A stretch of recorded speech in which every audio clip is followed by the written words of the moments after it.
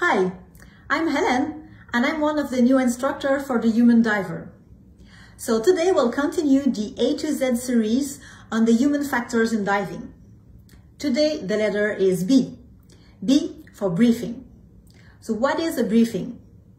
It is the information given to someone just before they do something. So in diving, it is the information shared to the diver prior to the dive.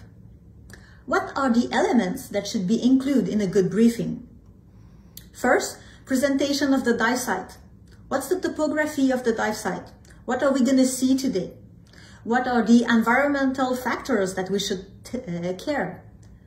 Tides, currents, temperature of the water.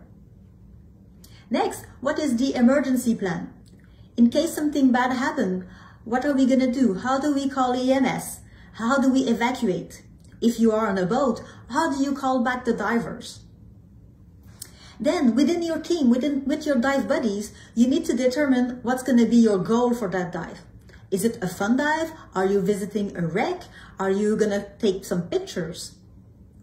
You need to decide among your team how you're going to work. Who's going to be the leader? What's going to be your team formation? Who's going to do which task?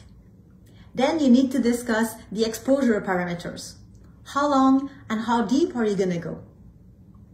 Are you doing a recreational or a technical dive? If you do a technical dive, you need to plan the decompression. Then the gas management needs to be discussed. What's the minimum gas? What's the turn pressure? And finally, what's the risk assessment?